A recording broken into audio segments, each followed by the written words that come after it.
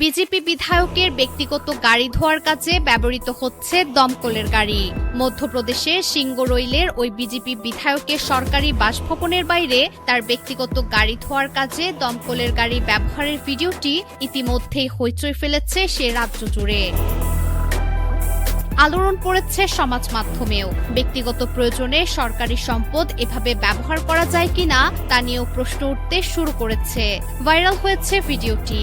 মঙ্গলবার ক্যামেরাবন্দী হয়েছে বলে দাবি করা ওই ভিডিওয় দেখা গিয়েছে বিলঞ্চিতে বিজেপি বিধায়ক রামনিবাস শাহের সরকারি বাসভবনের বাইরে দাঁড়িয়ে আছে দমকলের একটি গাড়ি, আর দমকল বিভাগের ৩ কর্মী হোসপাইপ ধরে বাসভবনের বাইরে রাখা একটি গাড়িতে জল ছিটিয়ে ধুচ্ছেন।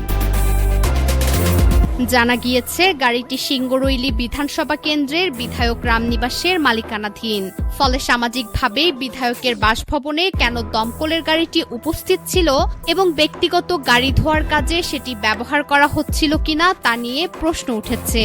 ঘটনাটি দ্রুত রাজনৈতিক বিতর্কেরও জন্ম দিয়েছে।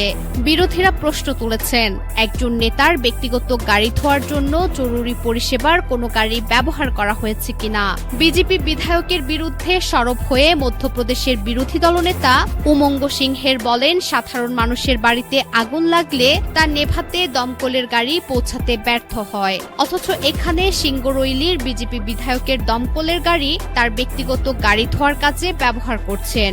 ব্যক্তিগত প্রয়োজনে সরকারি সম্পদের ব্যবহারের বিষয়টি নিয়ে উদ্বেগ প্রকাশ করেছেন নেটাগরিকরাও। যদিও কার নির্দেশে দমকলের কর্মীরা সেখানে গিয়েছিলেন কিংবা ঠিক কি পরিস্থিতিতে গাড়িটি ব্যবহার করা হচ্ছিল তা এখনো স্পষ্ট নয়। অন্যদিকে বিতর্কিত ভিডিওটি নিয়ে ইতিমধ্যেই মুখ খুলেছেন রামনিবাস। বিষয়টি নিয়ে সংবাদ মাধ্যমের তরফে বিজেপি বিধায়ককে প্রশ্ন করা হলে তিনি বলেন, একজন বিধায়ক কি নিজের গাড়ি নিজে ধোবেন? যদিও তার অনুপস্থিতিতে কি ঘটেছে সে সম্পর্কে তিনি কিছু জানতেন না বলেও দাবি করেছেন তিনি।